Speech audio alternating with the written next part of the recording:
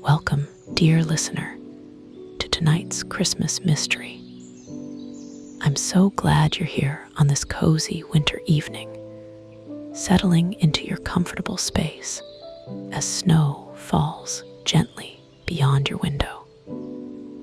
Before we begin our holiday journey, let's take a few moments together to breathe and let go of the day. Find a position that feels truly comfortable, perhaps nestled under soft blankets, your head cradled by a pillow, the room around you dim and peaceful. Imagine, if you will, the softest Christmas lights glowing somewhere nearby, their warm golden light creating gentle shadows that dance like memories on the walls. Let's breathe together now. Gently close your eyes or let your gaze soften on something peaceful. Breathe in slowly through your nose. 1, 2, 3, drawing in the imagined scent of pine and cinnamon, the essence of Christmas itself. Hold that breath for just a moment. 1, 2, feeling the stillness. Now exhale slowly through your mouth. 1, 2, 3, releasing any tension, any worries from the day, letting them drift away like snowflakes melting on warm ground. Beautiful. Now, as you continue breathing naturally, let any remaining tension dissolve from your body. Release your shoulders. Let them sink into softness. Relax your jaw, unclenching any tightness. Let your hands rest gently, fingers loose and easy. You are safe. You are warm. You are ready for a gentle Christmas tale. Tonight, we journey to the snow-dusted village of Wintervale, where ancient churches hold mysteries older than the carols sung within their walls. Our tale follows Dr. Helena Frost, a young archaeology professor who has come home for Christmas after years abroad, only to discover that her late grandmother's cottage holds an extraordinary secret, clues to the location of Saint Nicholas's lost tomb, hidden for more than 1,000 years.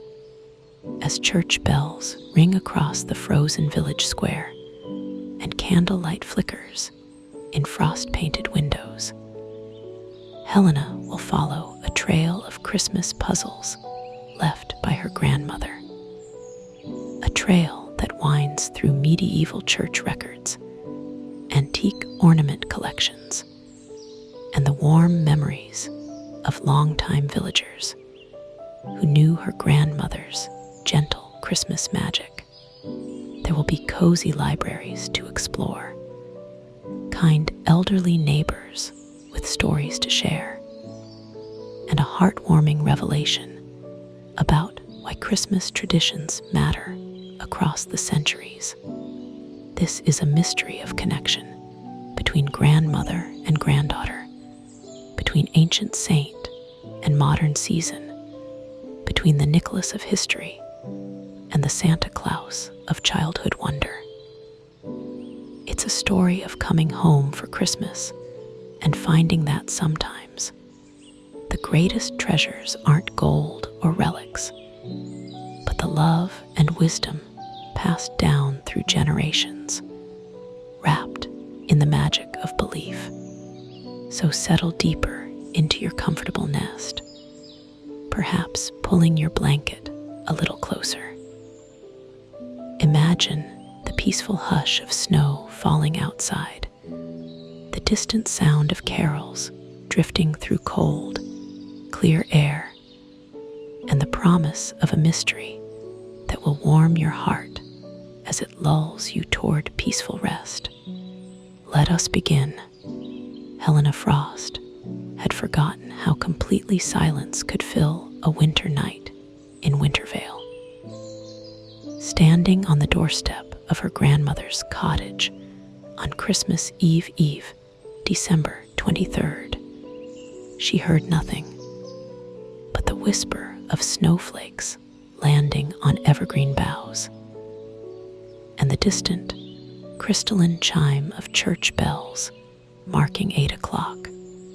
The cottage looked exactly as she remembered from childhood Christmases, before university had pulled her to Oxford, before excavations had taken her to Turkey and Greece.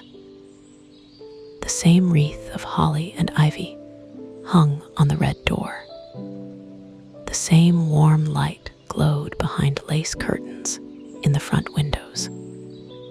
Even the same snow-dusted garden gnome peeked from beneath the yew hedge, his painted smile welcoming her home. But Grandmother Eleanor wasn't inside waiting with hot cocoa and gingerbread. She hadn't been, Helena reminded herself, for 3 months now. The cottage was Helena's now, inherited along with her grandmother's mysteries. Helena turned the old brass key. It stuck just slightly, as it always had, and stepped into warmth and the scent of pine. Someone had been keeping the cottage ready. Mrs. Chen from next door, she guessed, who had written to her in Athens with the news that she was always welcome home for Christmas. That Wintervale remembered Helena Frost's granddaughter with fondness. The Christmas tree stood in the front room, undecorated but magnificent, a 6-foot noble fir that must have been cut fresh, its branches still fragrant with resin. Logs were stacked by the fireplace, ready to light. And on the worn oak table that had hosted so many Christmas teas, a basket weighted with a checkered cloth over its contents, a note tucked beneath a sprig of rosemary. "Welcome home, dear Helena. I've stocked the larder and left you some dinner. Your grandmother would be so glad you've come for Christmas. Mrs. Chen." Helena felt her eyes sting with unexpected tears. She'd been moving constantly for 5 years, dig sites in summer, teaching in fall and winter, conferences in spring, never pausing long enough for loneliness to catch her.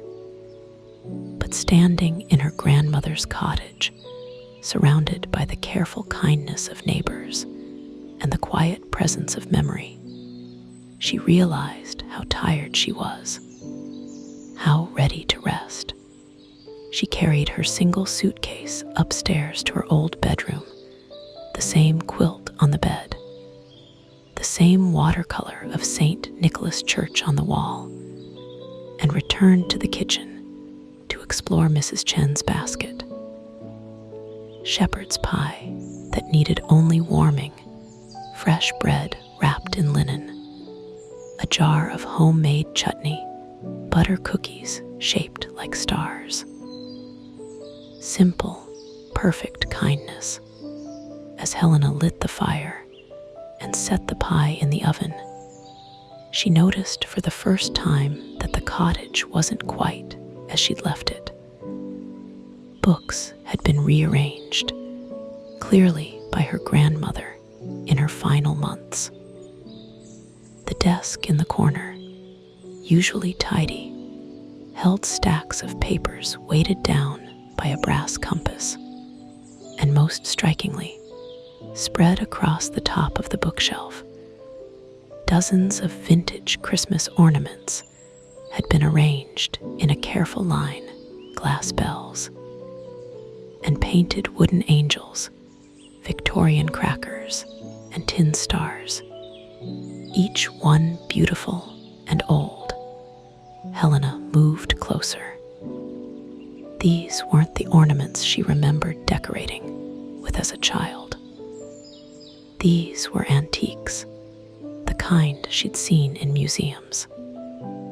Each had a small tag tied to it with silver thread, and written on each tag in her grandmother's familiar spidery handwriting was a single word or number. Myra, 270.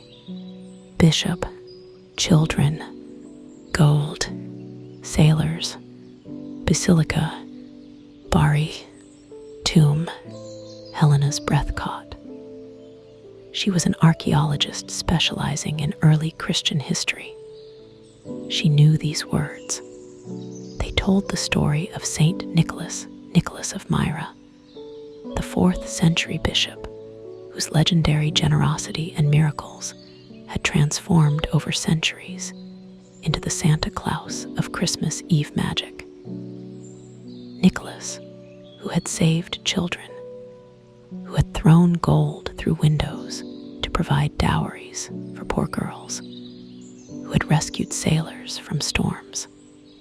Nicholas, whose relics had been stolen from Myra and taken to Bari, Italy, in 1087, where they rested in a magnificent basilica.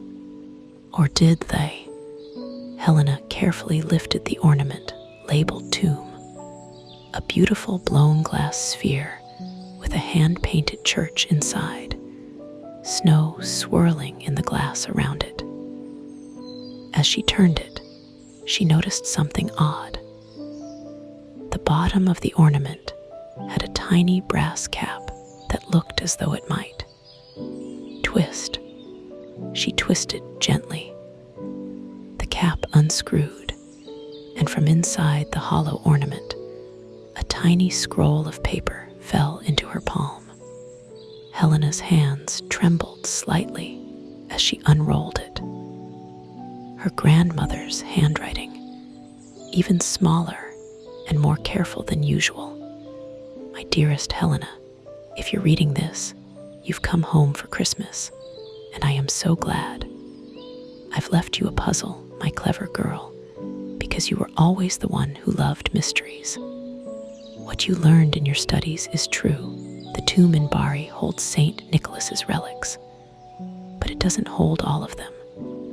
There is another tomb, one that has been lost for 900 years. I found it. Rather, I found how to find it. Follow my Christmas treasure hunt, darling, and you'll discover something wonderful. The next clue is where stories sleep beneath the bell. Begin tomorrow. Tonight, rest. Eat Mrs. Chen's good food, light the fire, and remember that coming home is its own kind of magic. I love you across all distances. Grandmother Aliner. Helena read the note 3 times, then carefully set it on the desk beside the compass and stacks of papers.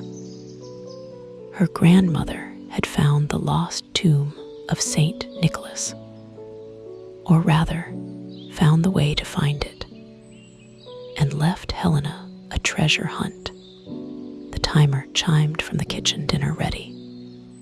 Helena moved through the motions of eating automatically, her mind spinning. Saint Nicholas's tomb was one of early Christian archaeology's great mysteries. Everyone knew the story. In 1087, Italian merchants from Bari had traveled to Myra, modern-day Demir, Turkey, and taken Nicholas's bones from his tomb, bringing them back to Bari, where they'd been venerated ever since. But there had always been rumors, scholarly debates.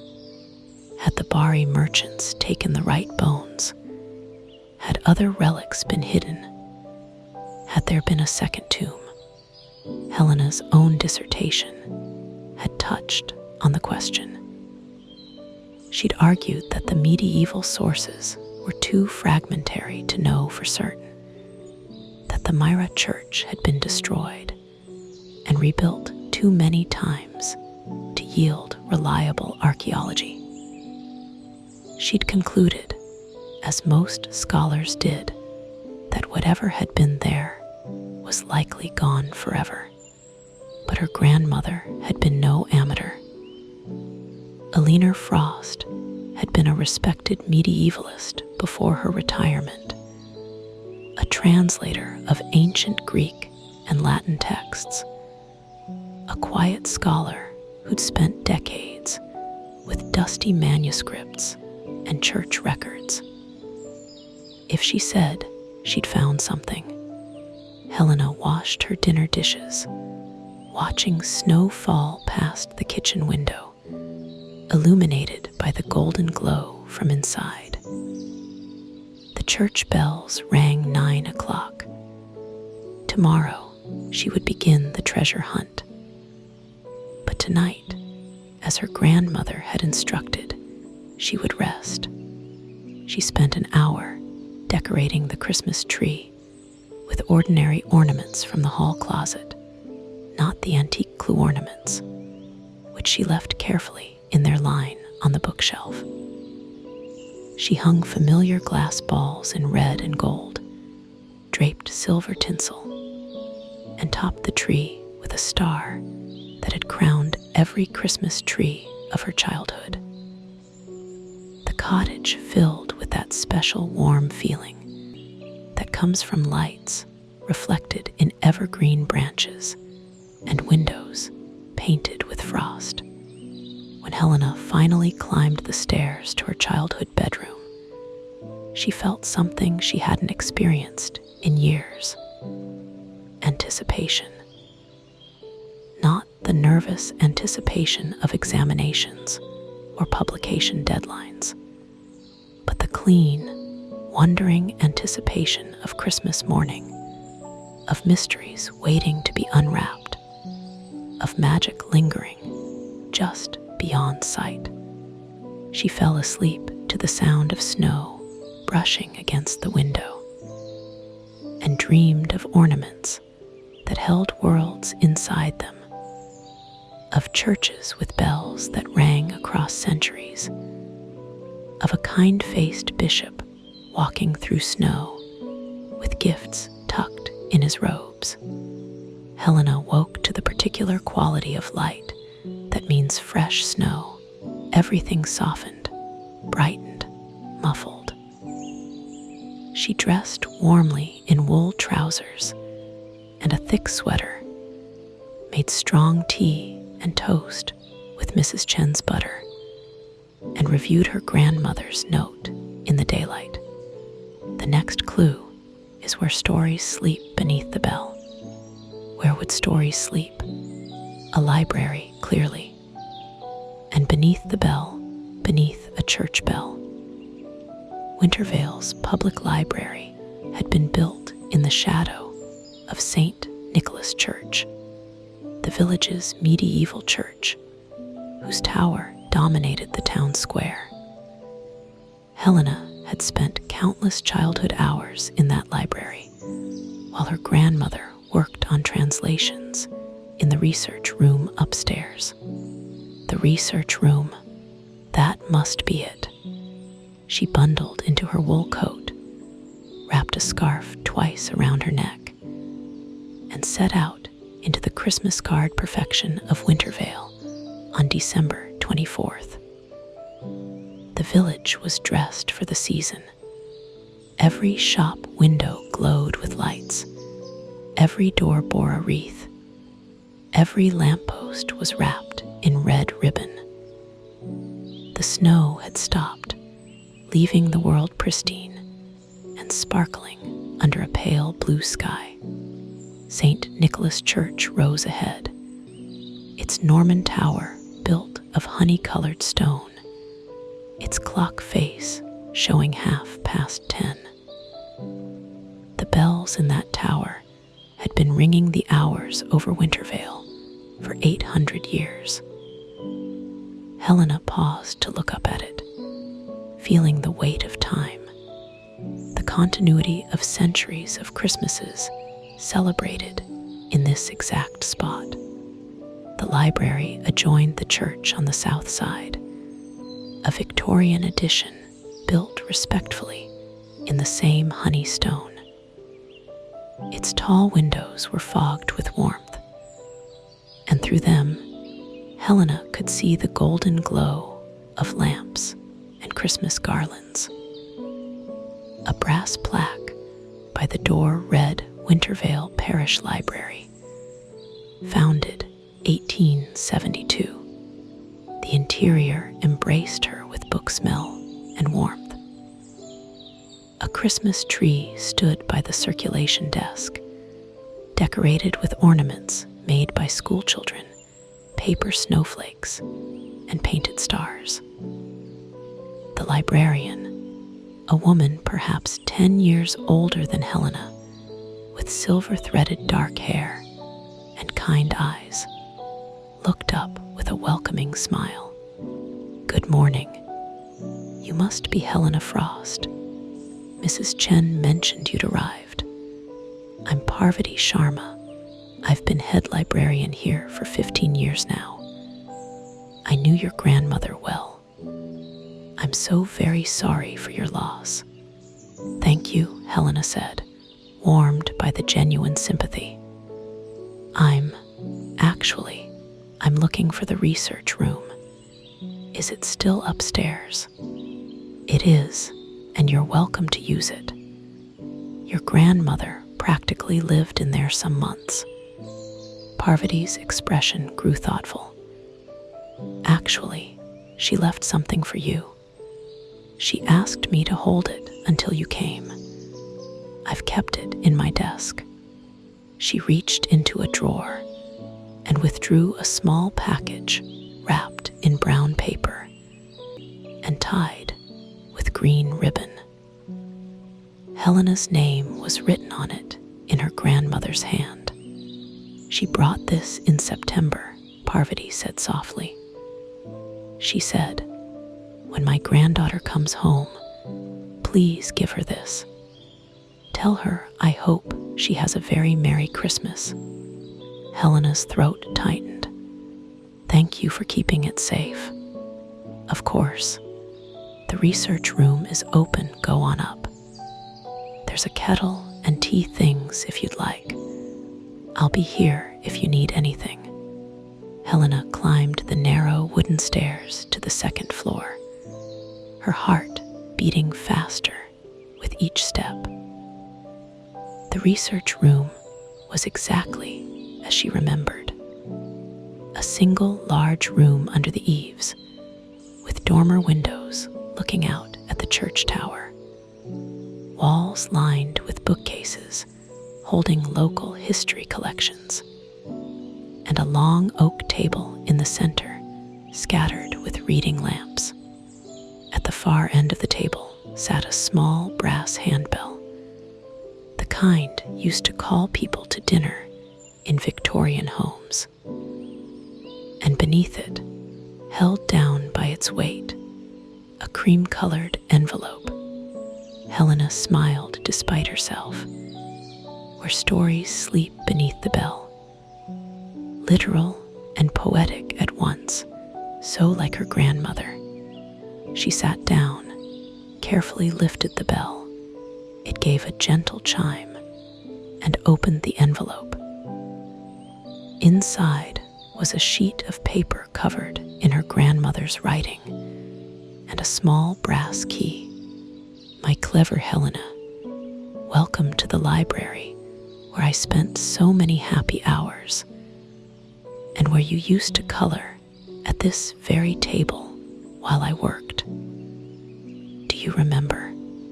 St. Nicholas's story has been told and retold for 1700 years, changing with each century, each culture. The historical Nicholas was Bishop of Myra in the 4th century. This much is certain. He attended the Council of Nicaea in 325 CE. He was known for his generosity and his fierce defense of Christian doctrine. He died around 343 CE and was buried in Myra. What happened next is documented but confused. His tomb became a pilgrimage site. Myra was attacked repeatedly by Arab raids, but the tomb survived. Then, in 1087, merchants from Bari came and took his bones, or so the official story goes. But here's what I discovered. There were two groups of merchants who came to Myra within months of each other. The Bari merchants came in May 1087, but Venetian merchants came in December 1087, 7 months later. The Venetians also claimed to have taken Nicholas's bones. They brought their relics to Venice, to the monastery of San Niccolò al Lido. The question is, whose bones were whose? Did the Bari merchants take everything? Did the Venetians take what remained? Or did they both take bones from different tombs? I found a manuscript that suggests something else entirely. It's in the locked drawer of this table. The brass key will open it. The manuscript is a 12th century monk's chronicle written in medieval Latin. I've translated the relevant passage and left my translation with the original. Read it carefully. With love, grandmother. Helena's hands were shaking now with scholarly excitement. She'd never heard about Venetian merchants also claiming Nicholas's relics. How had this not been more widely discussed?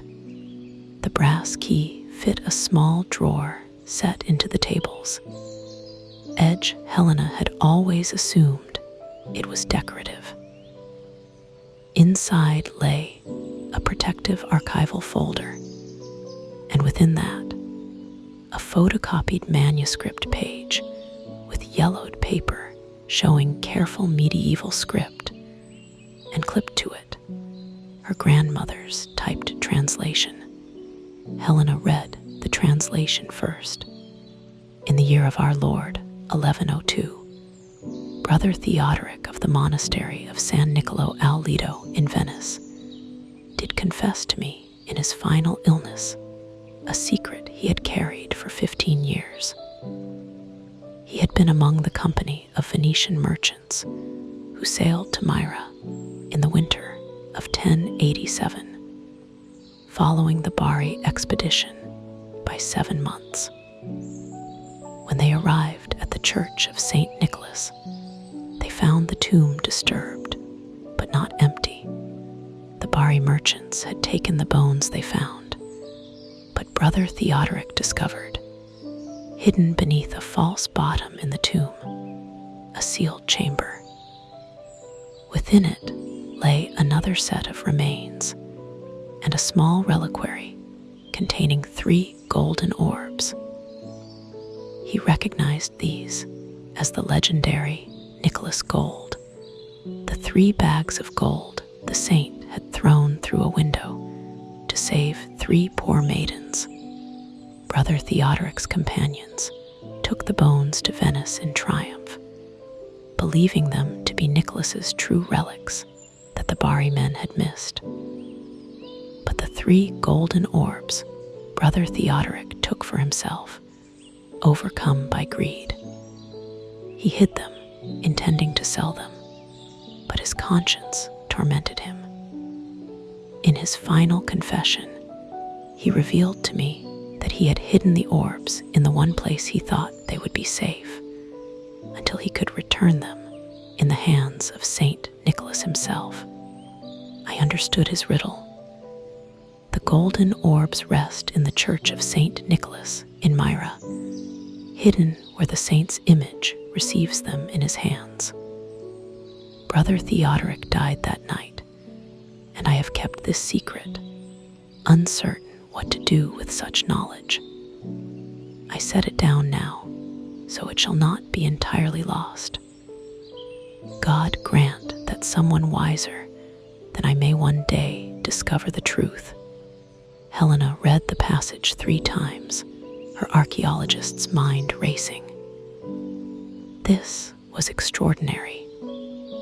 If this manuscript was genuine, and her grandmother would never have presented it if it wasn't, then there were still relics in Myra, hidden somewhere in the church. 3 golden orbs described in medieval legends, but never found. But more than that, the chronicle mentioned the saint's image receives them in his hands.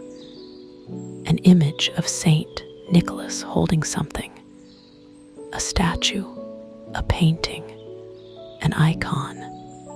Helena carefully unwrapped Parvati's package.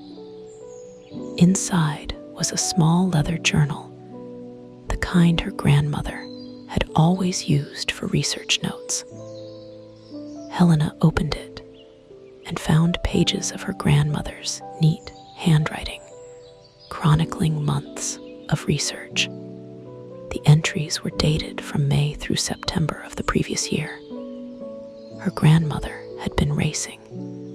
Helena realized with a pang, racing against time and her own failing health to complete this work.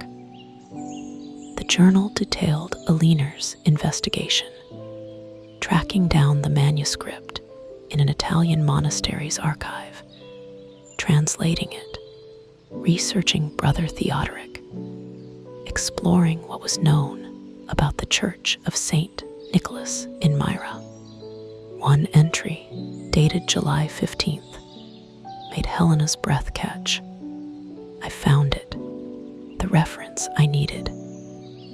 In a 14th century pilgrim's account of visiting Myra, there's a description of the church's interior.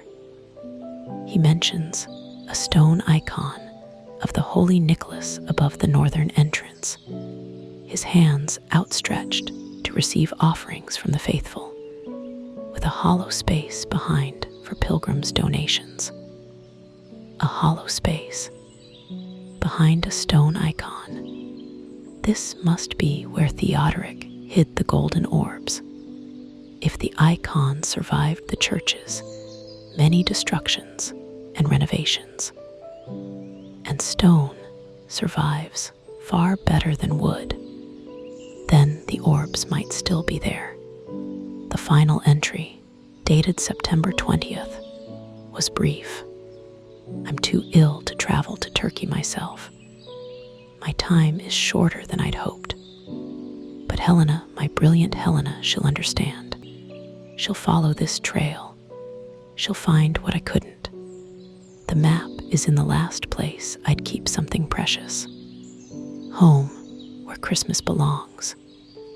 In the ornaments, the oldest ones, there are clues that will help her identify the exact location in the church. The pieces come together like Advent, one day at a time. I've left her everything she needs. Helena closed the journal carefully, emotion swelling in her chest. Her grandmother had spent her final months on this research, this gift, not for fame or fortune, but for the joy of discovery, the thrill of solving a 1700-year-old mystery. And she'd packaged it as a treasure hunt for Helena, something to bring her granddaughter home for Christmas. Helena stood and walked to the dormer window.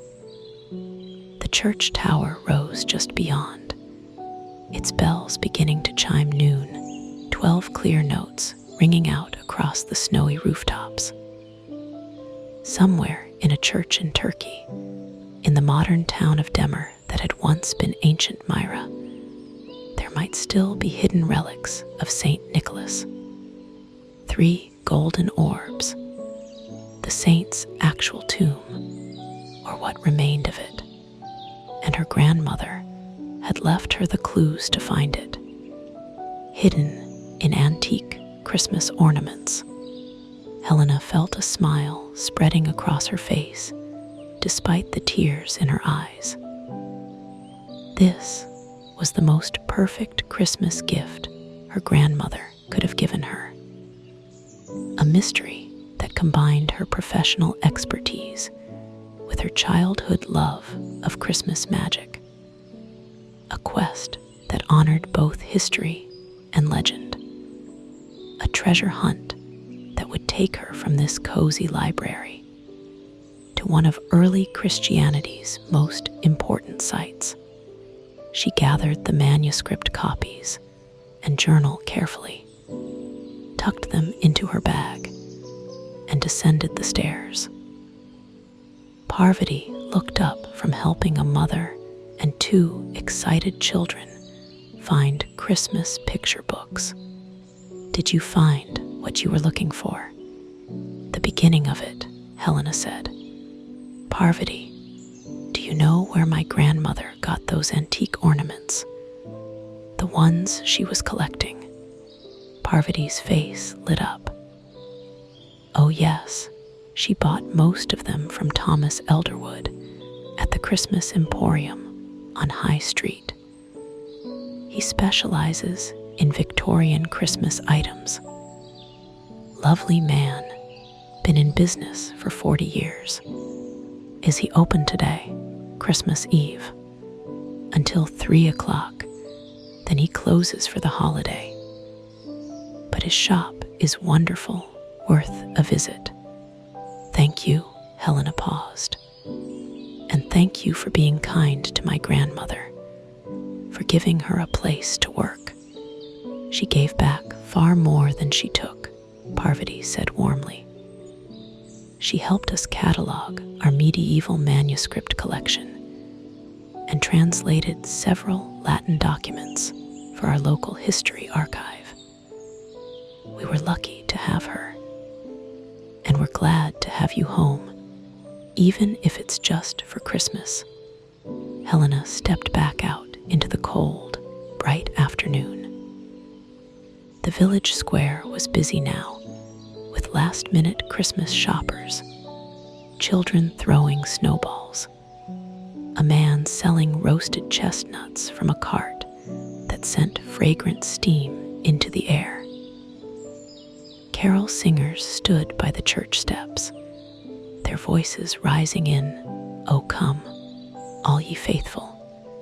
The scene was so perfectly Christmas, so exactly what a village should be on December 24th, that Helena felt the surreality of her situation.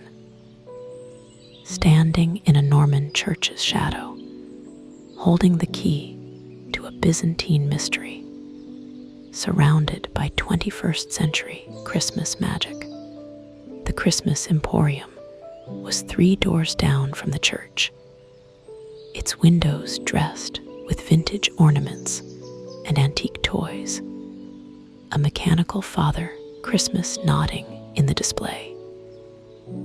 A bell chimed as Helena entered, not an electronic buzzer, but an actual silver bell on a spring above the door. The shop's interior was a treasure cave of Christmas history. Glass cases held vintage decorations from every era: Victorian glass ornaments, Edwardian crackers, Art Deco baubles, mid-century aluminum trees. The walls displayed antique Christmas cards and prints. The air smelled of peppermint and old paper and beeswax candles. Welcome, welcome. A gentleman emerged from the back, elderly, perhaps 80, with white hair and round spectacles, and the kindest smile Helena had ever seen.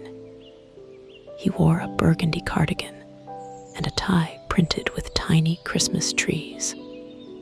You must be Eleanor's granddaughter. Oh, my dear, you look so much like her when she was young. I'm Thomas Elderwood. Your grandmother was a dear friend. Helena Frost, she said, shaking his hand. I understand my grandmother bought some ornaments from you. Indeed she did, all last summer and into autumn. She was on a very specific quest, wanted only ornaments with particular characteristics. Victorian or earlier, hand-painted, preferably with religious imagery or symbols of Saint Nicholas. I sourced them from estate sales, private collections, auctions. Quite the challenge, but I did love it. Made me feel like I was helping with important work. You were, Helena said earnestly. Mr. Elderwood, those ornaments. Did my grandmother explain what the words on the tags meant? Not fully, but I gathered she was constructing some sort of puzzle. She mentioned that you were an archaeologist specializing in early Christianity, and that these ornaments would help you see what needed to be seen. I confess, I didn't entirely understand, but Helena had a way of making mysteries seem magical rather than frustrating. She did, Helena agreed softly. Mr. Elderwood, do you have any more ornaments that might fit what she was looking for? Anything she didn't buy? His face brightened. As a matter of fact, yes. One piece came in just after she became too ill to visit. I set it aside, thinking I'd show her when she recovered, but his expression saddened. I've been meaning to bring it to you at the cottage, but wasn't sure if you'd be coming for Christmas. Wait here. He disappeared into the back room and returned carrying a small box cushioned with tissue paper. Inside lay a stunning ornament, a large glass oval painted with an intricate scene, a stone church with a domed roof, and in front of it, a bishop in white robes and mitre, his hands outstretched as if in blessing or offering. The detail was extraordinary, clearly hand-painted by a skilled artist. It's German, Thomas explained, probably 1880s. The scene depicts Saint Nicholas at the Church of Myra. See how the architecture is Byzantine. And the saint's gesture is unusual. Most images show him holding the Bible and raising his hand in blessing. But this one shows him with both hands open and extended forward, as though receiving something. Helena's heart leaped. The saint's hands outstretched to receive offerings. This was what Brother Theodoric's chronicle had mentioned. The stone icon with the hollow space behind for donations. This ornament depicted the very image she needed to find. How much? She asked. Oh, my dear, this is a gift. Consider it an inheritance from your grandmother. She prepaid me for any final pieces I might find. He wrapped it carefully and handed it to her. Helena, I don't know what your grandmother was working on, but I know it mattered to her. She spoke of you with such pride, such love. Whatever you discover, she wanted you to have that joy. Thank you, Helena whispered. This means more than I can express. Back at the cottage, Helena spread all the ornaments across the dining table and added the new one Thomas had given her. She made tea, lit the fire, and settled in to examine them properly. 9 ornaments, 9 clues. She arranged them in the order her grandmother had set them.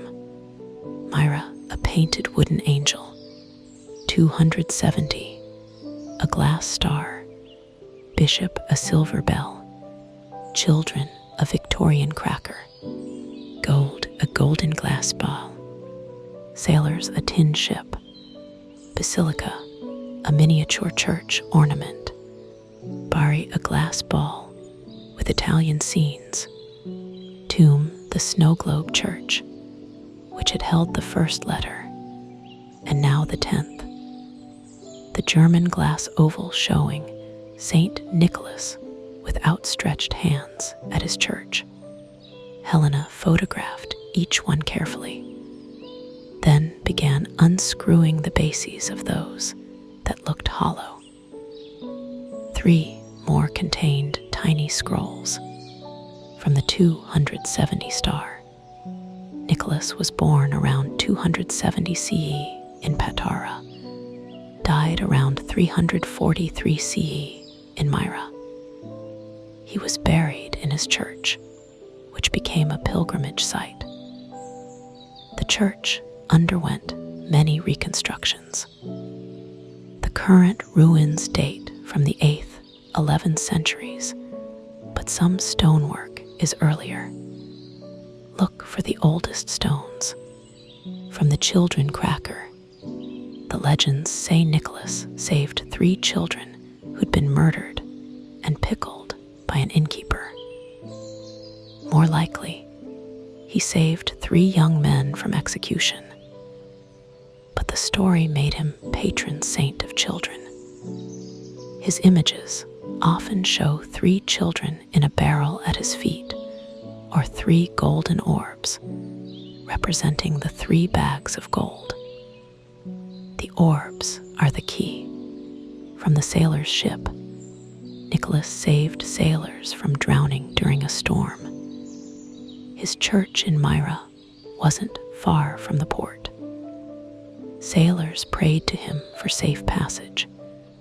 When the Venetians came to take his relics, they were sailors themselves. Theodoric understood ships, understood hiding places in stone. Think like a sailor concealing precious cargo. Helena sat back, thinking. The pieces were coming together. The church in Myra had been partially excavated, but much remained buried or unexplored. The current archaeological site preserved ruins from multiple periods.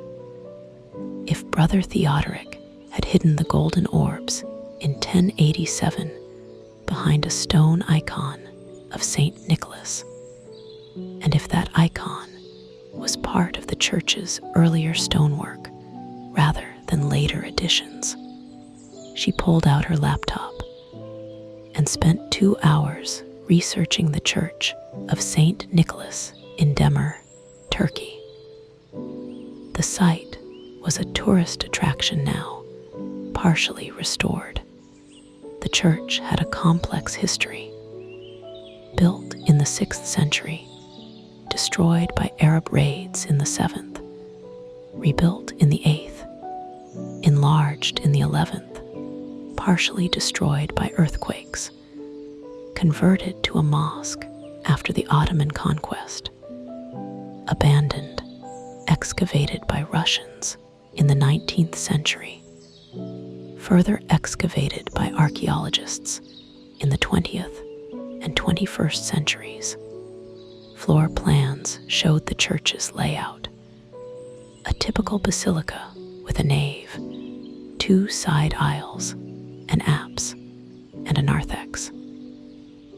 The saint's original tomb was believed to have been under the apse, but there were multiple entrances, including a northern entrance to the church. Helena found a scholarly article with detailed photographs.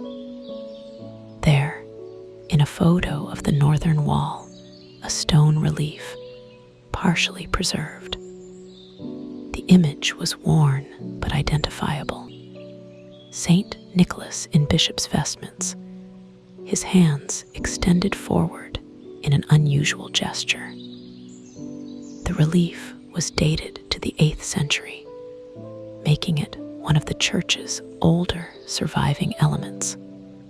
And the article noted, the relief appears to have had a cavity behind it, possibly for relics or offerings.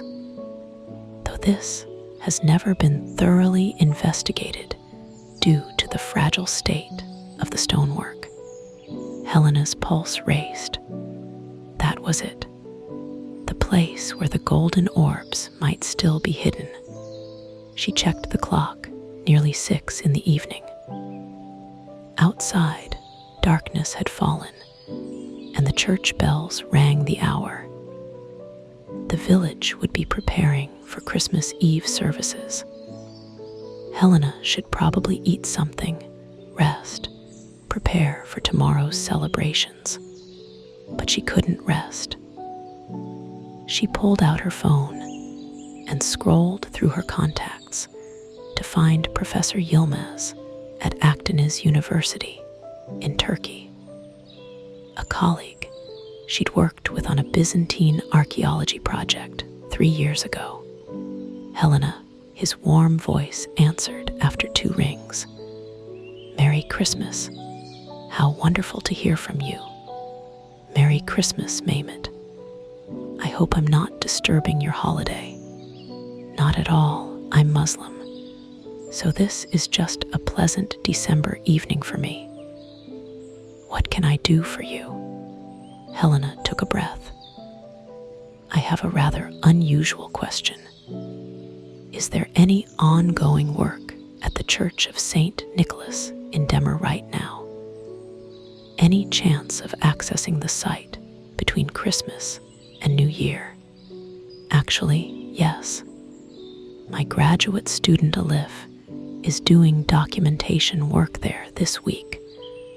The site is closed to tourists for the holidays, which makes it perfect for careful recording." "Why do you ask?" Helena explained carefully, outlining the manuscript her grandmother had found, the chronicle about Brother Theodoric, the reference to the stone icon with the hollow space. She sent him the photographs of the relief from the scholarly article. Mehmet was silent for a long moment. When he spoke, his voice held excitement.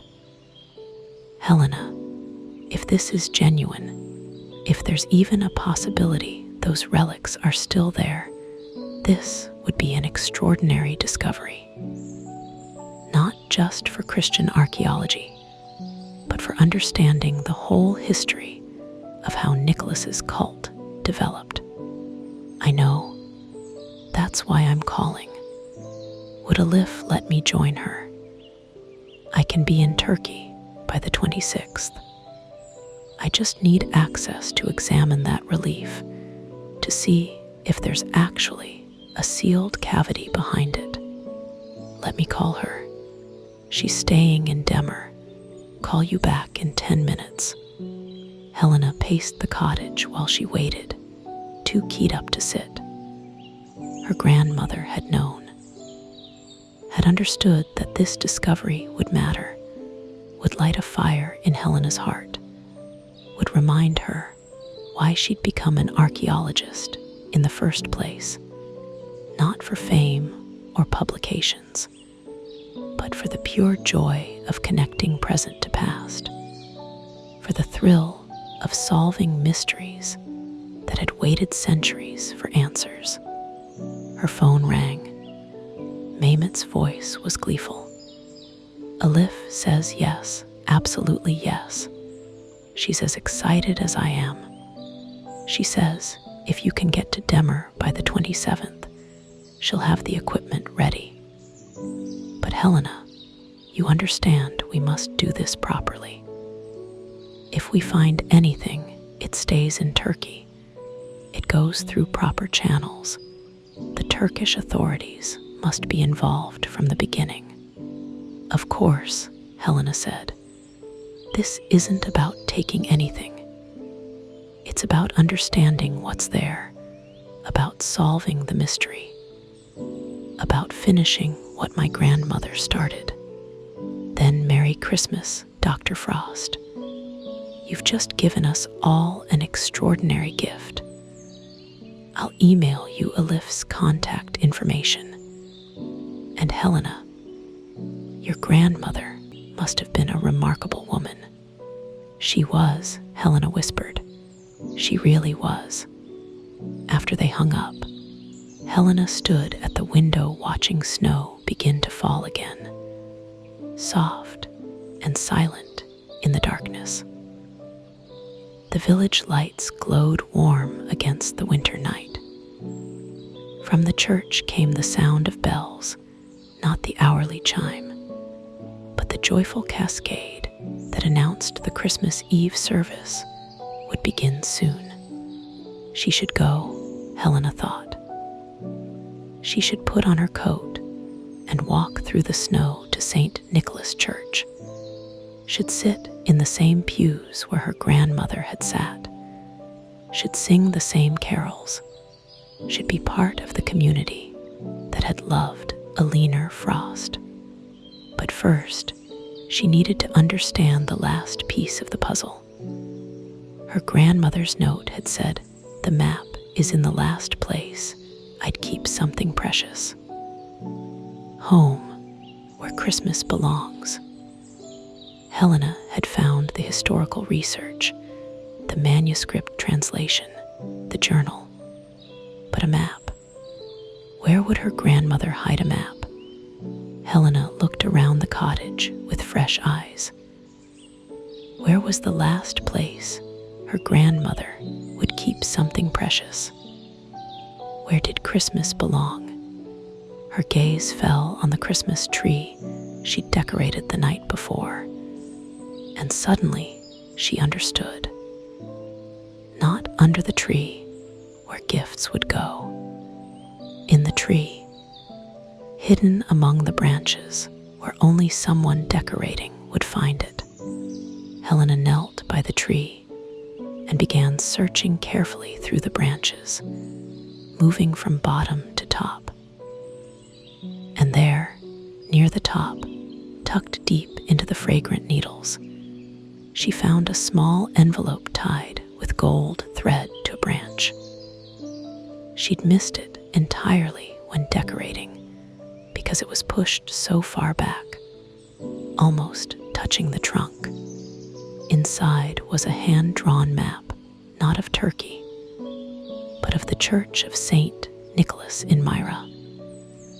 Her grandmother must have created it from archaeological surveys and historical descriptions. The map showed the church's layout with careful annotations in her grandmother's tiny, precise handwriting. Northern wall above entrance. Stone relief of St. Nicholas, circa 8th century. Hands extended forward in reception gesture. Behind relief, hollow cavity mentioned in 14th century pilgrim account. Access via small panel on left side of relief, approximately 20 cm square, sealed with mortar. Look for 3 small crosses carved in stone at corners of panel, Theodoric signature, mentioned in his confession to the monk. The crosses will be worn, but visible. Behind panel, small chamber, approximately 30 cm deep. If golden orbs remain, they will be wrapped in leather or cloth, preserved by the dry cavity. At the bottom of the map, her grandmother had written one final note. "My darling Helena, by the time you read this, you'll be planning your journey to Turkey. How I wish I could go with you. But I'll be there in spirit, as I've always been with you on all your adventures. Remember, the value isn't in the gold, but in what these objects represent: generosity, compassion, the spirit of giving that has inspired millions for centuries.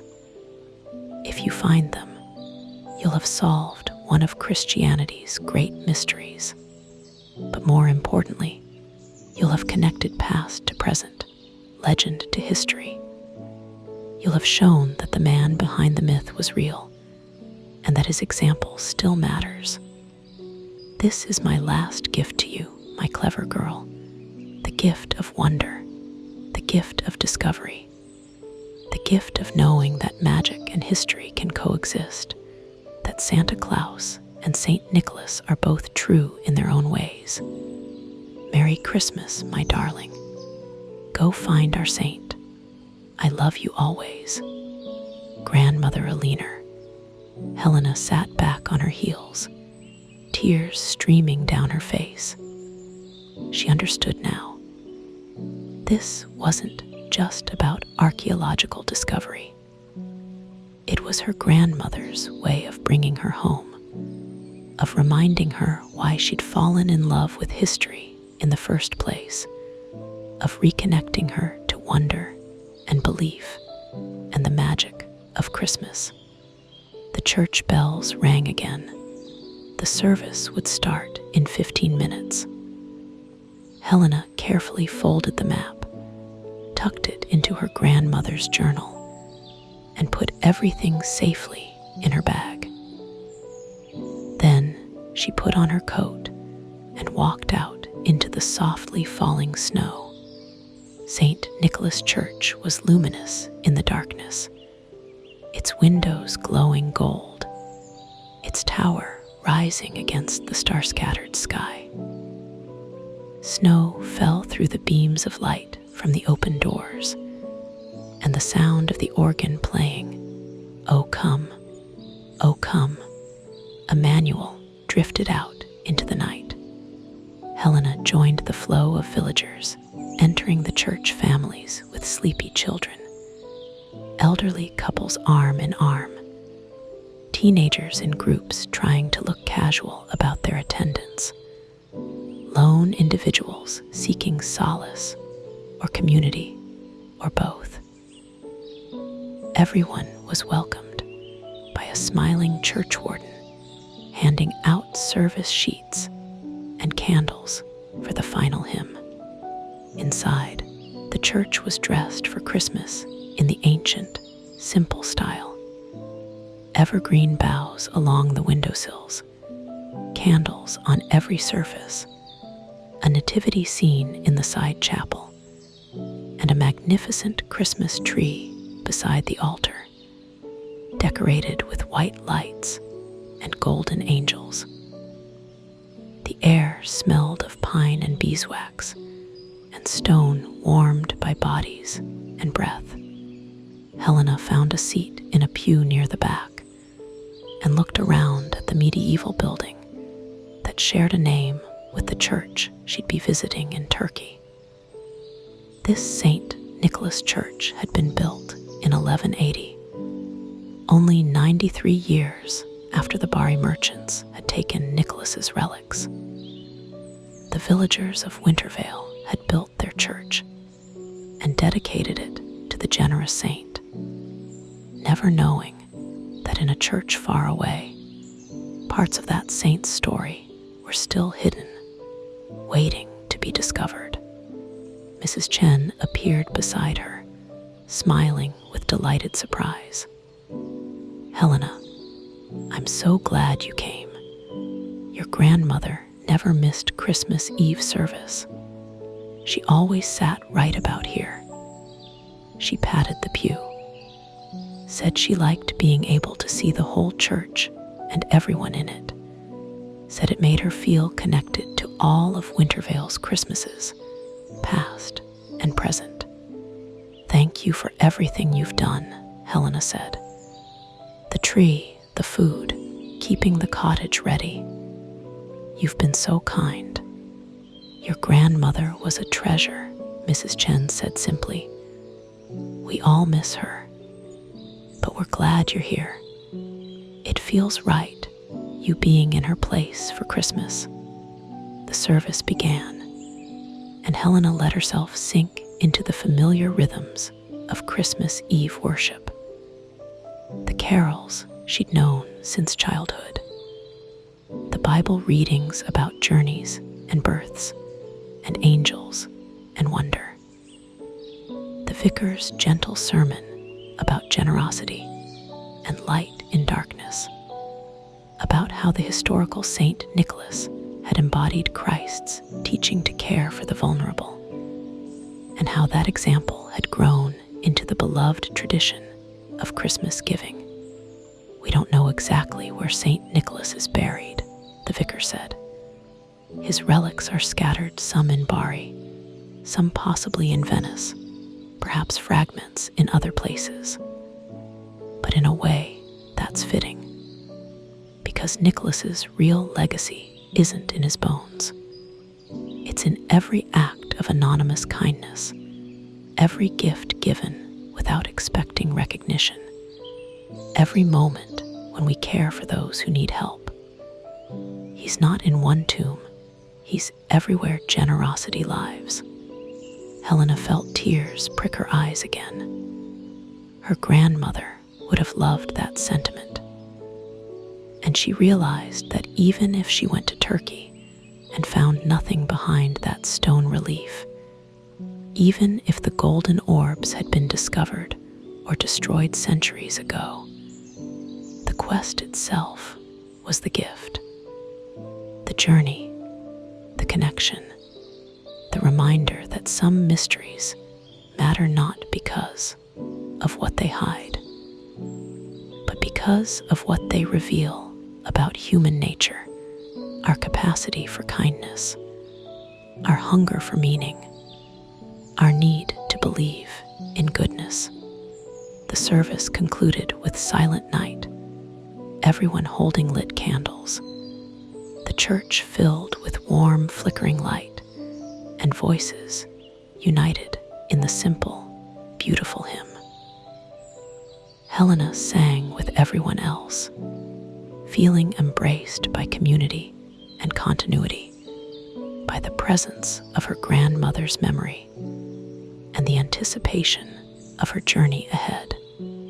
Afterward, villagers lingered in the churchyard despite the snow, wishing each other Merry Christmas, sharing plans for tomorrow's dinners, children running between the gravestones playing tag. Helena found herself surrounded by people who'd known her grandmother, all of them expressing condolences and sharing memories. She helped me translate my Italian grandmother's letters, one woman said. She taught my son Latin when he was struggling at school. A man added, she organized the Christmas carol concert every year. Someone else chimed in. She always had time for a chat and a cup of tea. Helena understood then how deeply her grandmother had been woven into this village, how many lives she'd touched through quiet acts of scholarship and kindness.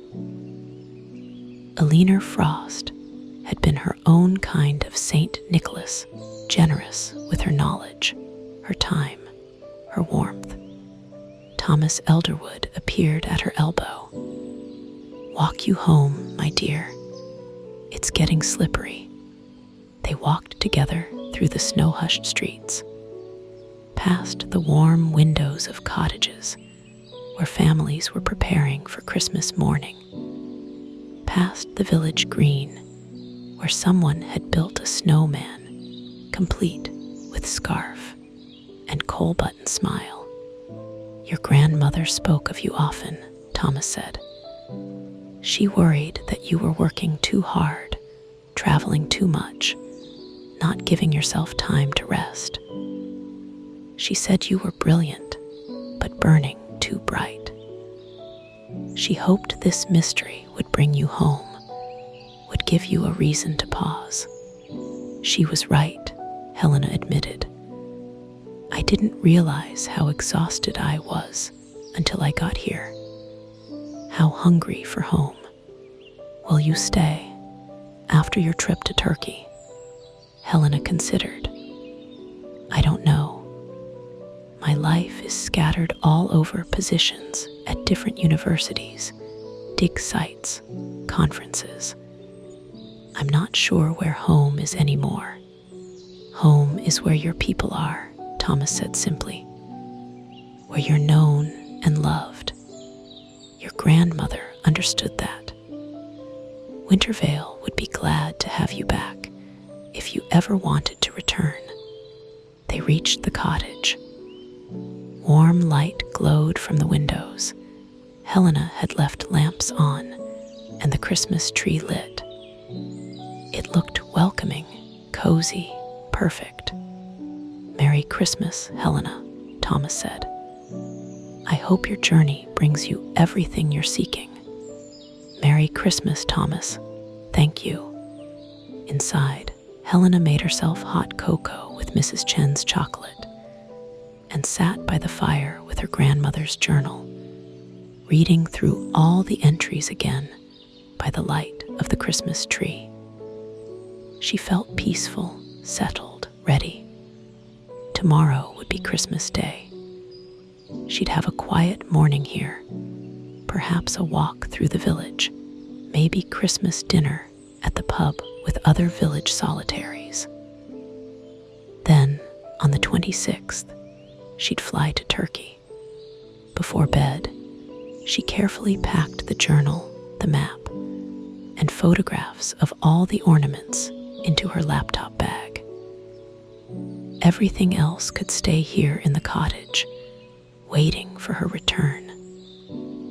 The ornaments themselves she left arranged on the bookshelf, a testament to her grandmother's clever puzzle making and her faith that Helena would solve it.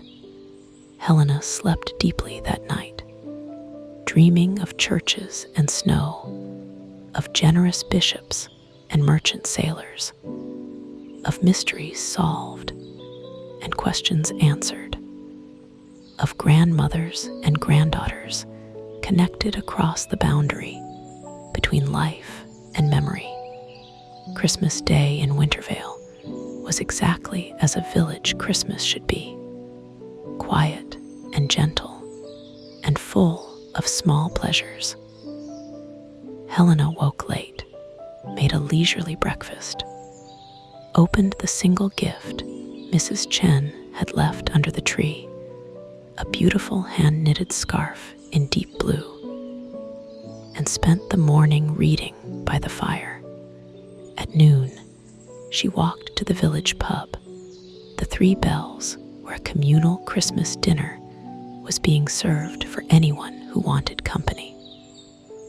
She found herself at a long table with Thomas Elderwood, Parvati from the library, Mrs. Chen and her husband, and half a dozen other villagers, all of them sharing roast turkey and all the trimmings, pulling crackers, wearing paper crowns, and telling stories. They asked about her work, and she told them about excavations in Greece, about teaching, about the thrill of discovering fragments of ancient lives. They told her about Wintervale, about the summer festival, the autumn harvest market, the winter lights display, all the things her grandmother had loved. It was the kind of Christmas Helena hadn't experienced in years.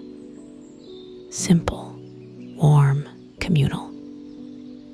Not lonely, despite missing her grandmother, because she was surrounded by people who'd loved Alina and who were extending that love to Helena herself. That evening, she made her travel arrangements. A flight from London to Antalya on the 26th, arriving late in the evening.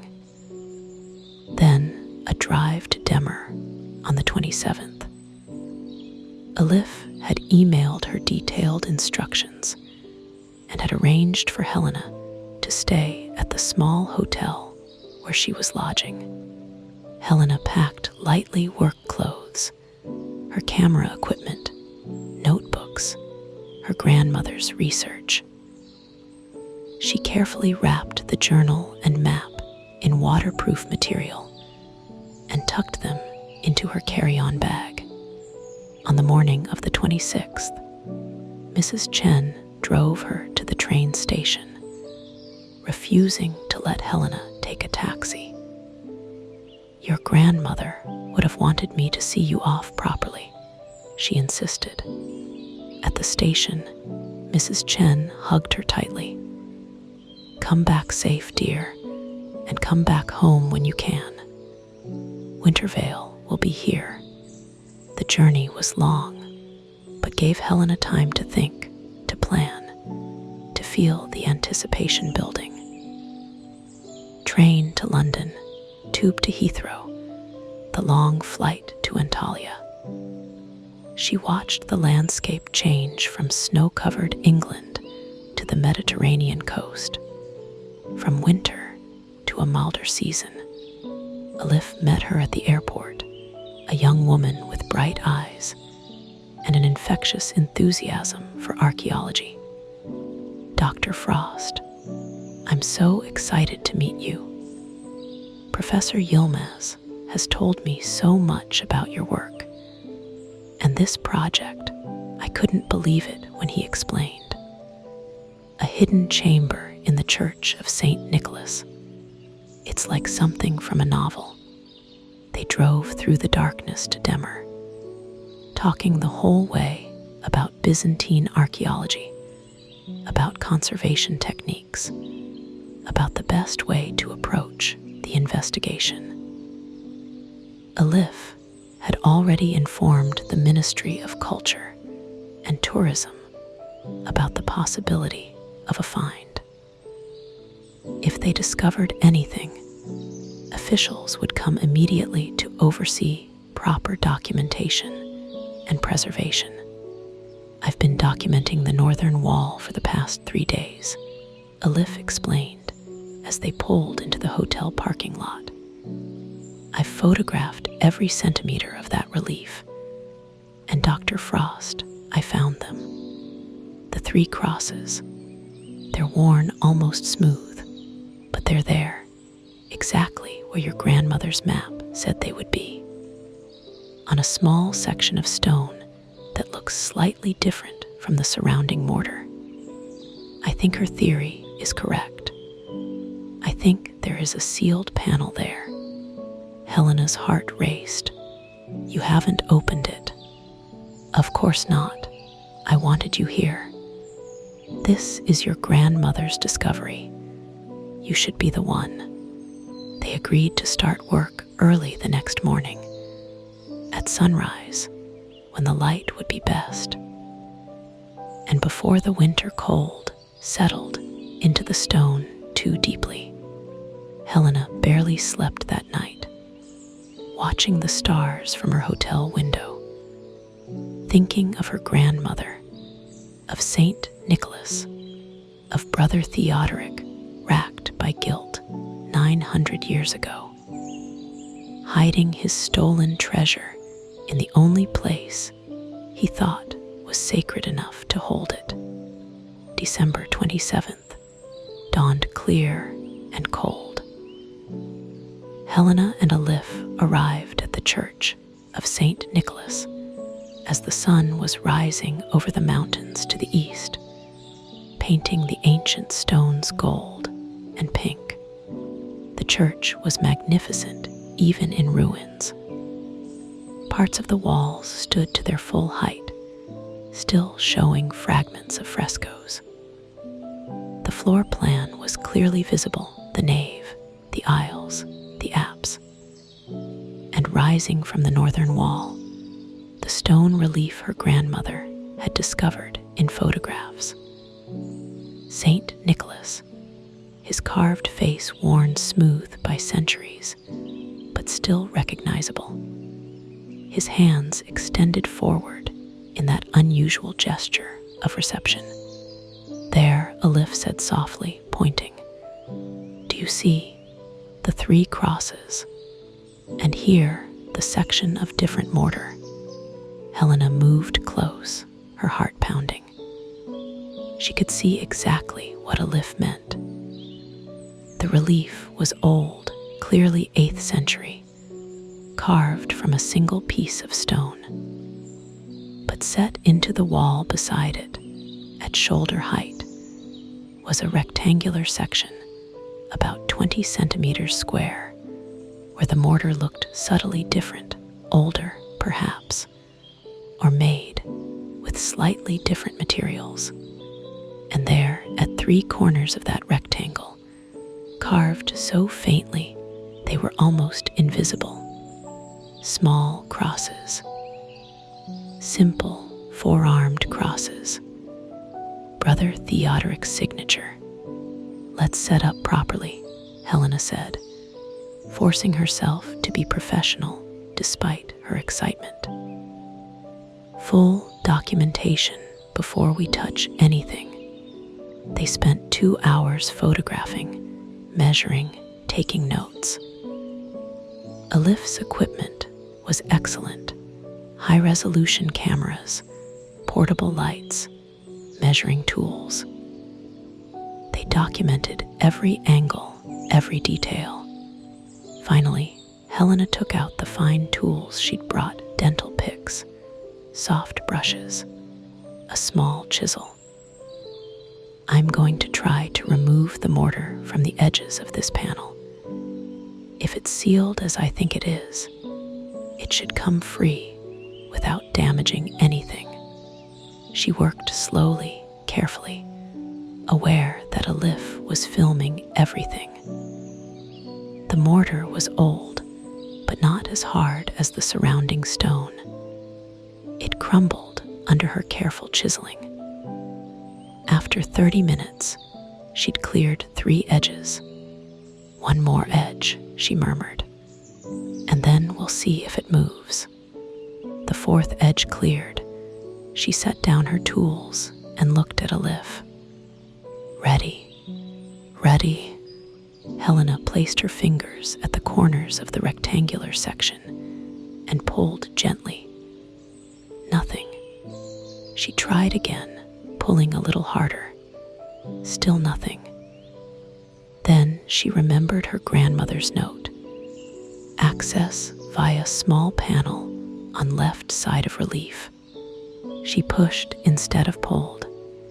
The stone panel moved inward with a soft scraping sound, revealing darkness behind. Both women held their breath. Helena pulled out a flashlight and shone it into the cavity. The beam illuminated a small chamber, exactly as her grandmother had described, about 30 centimeters deep, carved into the thickness of the wall. And there, resting on the stone floor of the cavity, was a cloth-wrapped bundle. "Oh my God," Alif whispered. "There's actually something there." Helena's hands were shaking now. She reached in carefully, feeling the bundle. It was surprisingly heavy for its size. The cloth was rotted, falling apart at her touch, but something solid was inside. She lifted the bundle out into the morning light. The cloth fell away in fragments, and there, resting in Helena's palm, were 3 spheres of golden metal, each about the size of a plum, their surfaces decorated with intricate patterns of crosses and vines. The golden orbs, Brother Theodoric's stolen treasure. The legendary gifts of Saint Nicholas, hidden for 937 years. Helena felt tears streaming down her face as she stared at them. They were real. Her grandmother had been right. The mystery had an answer, and the answer was lying in her hand, warm in the morning sun, as beautiful and extraordinary as legend had promised. Alif was crying too, laughing and crying at the same time. "We found them. Dr. Frost, we actually found them. They photographed everything, documented exactly how the orbs had been positioned, noted the condition of the cloth, measured and weighed and recorded." Helena handled the orbs with careful reverence, aware that she was touching objects that Saint Nicholas himself might have touched, that had inspired 1,000 years of storytelling. That that represented the heart of Christmas generosity. By mid-morning, officials from the Ministry of Culture had arrived, summoned by a lift's call. They examined the find with professional excitement, tempered by proper procedure. The orbs would go to a conservation lab, would be studied and analyzed, and eventually displayed.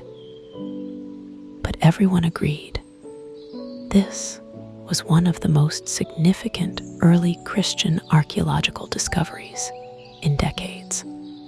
Professor Yilmaz arrived by noon, embracing Helena and examining the orbs with scholarly delight. "Your grandmother was brilliant," he kept saying. "Absolutely brilliant.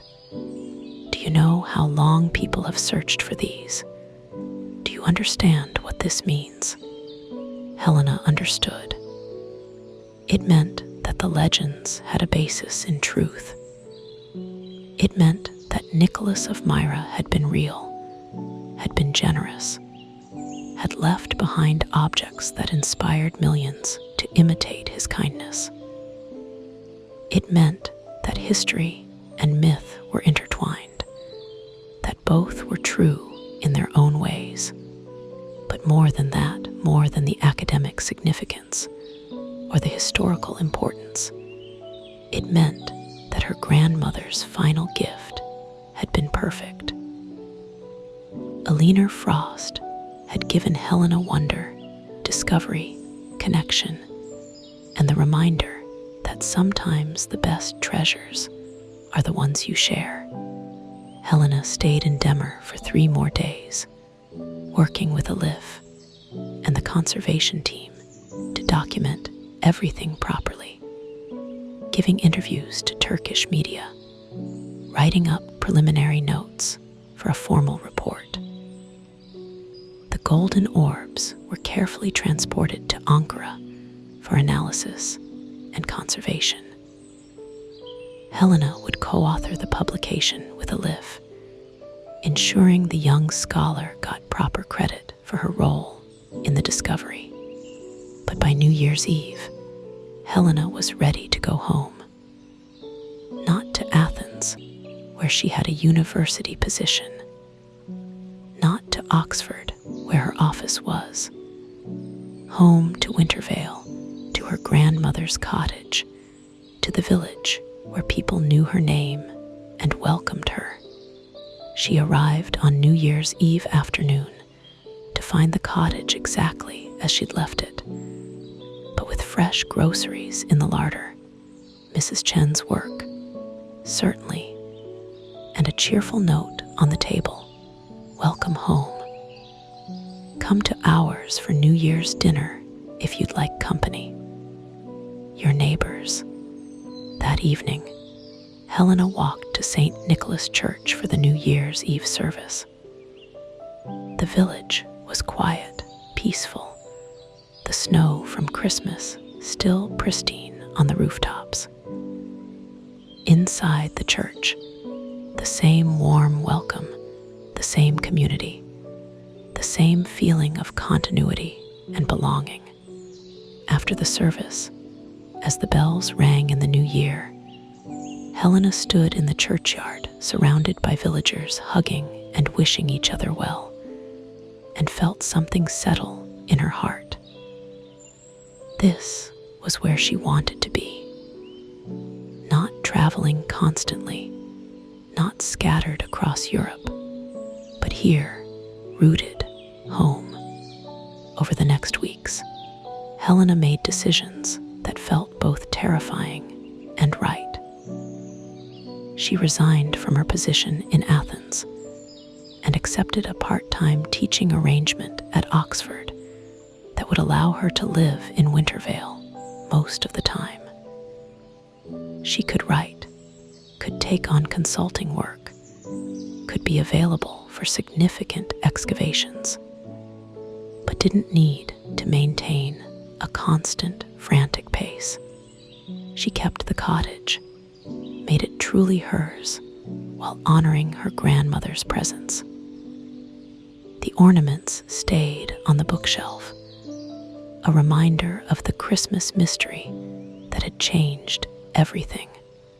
And when the academic publication came out in March, The Recovery of the Nicholas Relics, a 12th century monk's chronicle, and the discovery of the golden orbs at Myra, Helena dedicated it to Helena Frost, whose scholarly brilliance and loving gift-giving had made it all possible. The story made international news. The golden orbs, dated to the 4th century and confirmed to have the chemical signature of gold from that region and period, were displayed in Ankara and then in Demir, in a museum dedicated to Saint Nicholas. Tourists flocked to see them. Scholars debated their significance, and everyone agreed that it was one of the most romantic archaeological discoveries in generations. A grandmother's deathbed gift to her granddaughter, a Christmas mystery solved, a legend confirmed. But for Helena, the greatest treasure wasn't the golden orbs or the academic recognition, or even the solution to a 1700-year-old puzzle. The greatest treasure was what her grandmother had known all along: that home matters, that rest matters, that connection and community and love matter more than achievement or recognition or constant motion. The greatest treasure was coming home for Christmas and finding that sometimes the magic you're looking for has been waiting for you all along, wrapped in snow and firelight and the kindness of neighbors, hidden in the familiar places you left behind. 1 year later, on Christmas Eve, Helena stood in the Christmas Emporium with Thomas Elderwood, helping him arrange a new window display. She'd become a regular fixture in the village, teaching part-time, writing, consulting on archaeological projects, but mostly being present for tea with Mrs. Chen, for library committee meetings with Parvati, for carol practices at the church, for all the small moments that make a community. The window display was special this year. Thomas had created a diorama showing the church of Saint Nicholas in Myra, with a tiny figure of a bishop, Saint Nicholas, standing with hands outstretched. And in his hands, 3 golden spheres. "It's beautiful," Helena said. "Grandmother would have loved it." "She would," Thomas agreed. "And she'd be so proud of you, my dear. Not because you made a famous discovery, but because you came home. Because you chose rest and connection over endless striving. That's what she wanted for you." That evening, Helena attended the Christmas Eve service at St. Nicholas Church, sitting in her usual pew near the back, where she could see everyone and feel connected to all of Wintervale's Christmases, past and present. As the congregation sang "Silent Night" by candlelight, Helena thought about Nicholas of Myra, about Brother Theodoric's guilty conscience, about her grandmother's loving puzzle, about the long chain of generosity and kindness that connected a 4th century bishop to a 21st century village Christmas. She thought about how the historical Nicholas had given gold to save 3 young women from poverty, and how that act had echoed through centuries, inspiring millions to give, to care, to help. she thought about how her grandmother had given her the greatest gifts: wonder, discovery, rest, and home. And she understood, finally, what her grandmother had known all along, that the real magic of Christmas isn't in the legends or the history or even the mysteries. It's in the giving, in the love that connects us across distances and even across death, in the belief that generosity matters, that kindness matters, that caring for each other is what makes us human. The bells rang out from the tower above, announcing Christmas morning. Snow began to fall outside the ancient windows, and Helena Frost, home at last, felt her grandmother's presence as surely as she felt the warmth of candle glow and the sound of voices united in song. "Merry Christmas, grandmother," she thought. "I found your treasure, and it was exactly where you said it would be, in coming home, in wonder, in connection, in love. Thank you for the greatest mystery and for its perfect solution. Thank you for bringing me home." The service ended. The villagers filed out into the snowy night, wishing each other Merry Christmas, heading to warm homes and loving families. And Helena walked back to her cottage through the winter wonder, feeling blessed and grateful and completely, perfectly at peace. The lost tomb of Saint Nicholas had been found.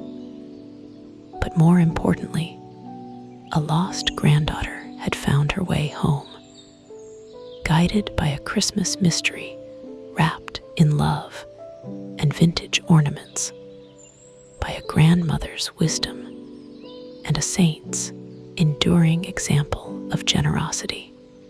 And that, Helena knew as she stepped into her cottage and saw the Christmas tree glowing in the window, was the real magic. Not what you find in ancient tombs, but what you find in your own heart when you finally stop searching and let yourself be home. Merry Christmas to all, and to all a good night. Sleep well, dear listener. May your dreams be filled with gentle mysteries, warm homecomings, and the magic of Christmas wonder. Good night.